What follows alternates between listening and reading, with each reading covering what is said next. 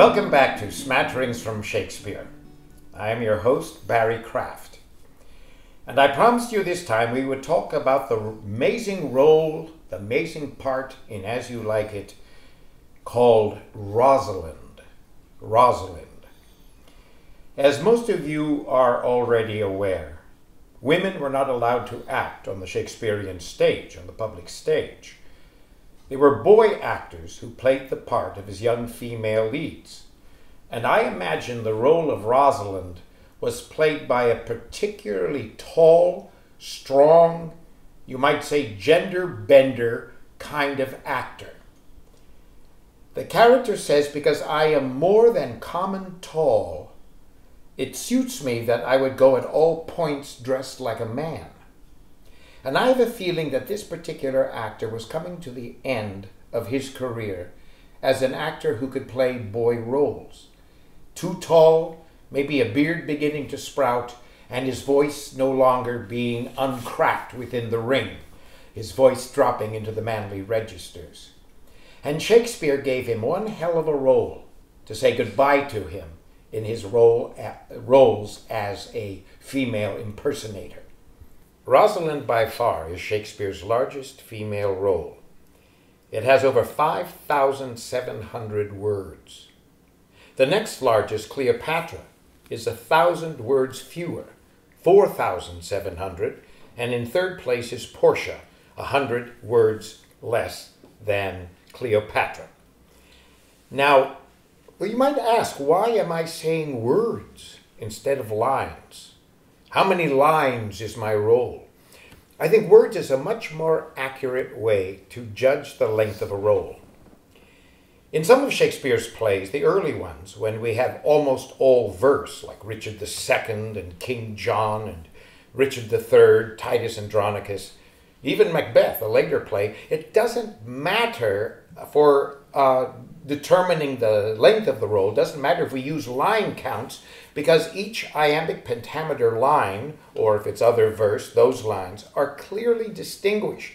They will be the same in any edition you look at.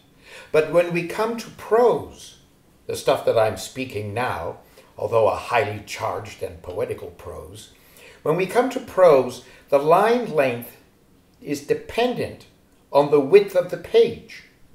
And so many different editions are published, some with very narrow pages, some with very wide pages, that no longer is line count indicative of the size of the role. There's no natural break at the end of a prose line, as there is in a verse line. So in plays like As You Like It, Much Ado About Nothing, Merry Wives of Windsor, these plays that have over 50% of the space filled by prose, not by verse, it seems the word count is much more accurate. How many words does the character speak? And thus we don't have to argue. No, Othello has fewer lines than Iago. Iago has more lines. Well, how many words do they speak? Anyway, where was I? I'll get back to where I was in just a minute. So Rosalind is a hugely demanding role for the young boy playing it. A boy, as I've intimated, reaching the end of his career as an embodier of female roles. And to make it easier on this character, we only see Rosalind as a woman in the first 3 scenes. Very soon after that, Rosalind starts wearing doublet and hose, that is, jacket and pants in male attire for almost the entire play, except for the very epilogue. And this way, the boy actor who plays Rosalind will then play the role of Ganymede, Jove's own page, his cupbearer and servant, teaching Orlando about true love as a boy, Ganymede, playing the role of Rosalind for Orlando. If this isn't a gender bender, I don't know what is. In the last scene of all that ends our strange, eventful gender history, we have an epilogue spoken by a boy playing a girl, playing a boy, playing a girl. And I like to think that this epilogue was Shakespeare's gift to this young actor. It is not the fashion to see the lady in the role of epilogue, says Rosalind, beginning the epilogue, and this is absolutely true.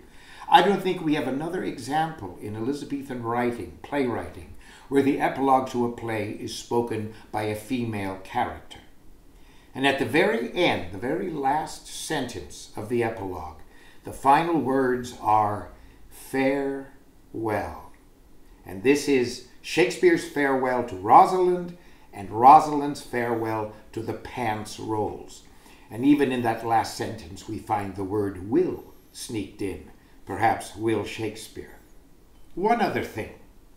The role of Old Adam, many think, was played by Shakespeare himself, even though there's no contemporary account. An account soon after he died listed him as being carried on stage as an old man. That would be carried on by Orlando. And it's curious to note that Rosalind and Adam never appear in the same scene together. And I like to imagine that Shakespeare, from some vantage point at the Globe Theatre, could look down and admire the actor playing Rosalind in his final female role.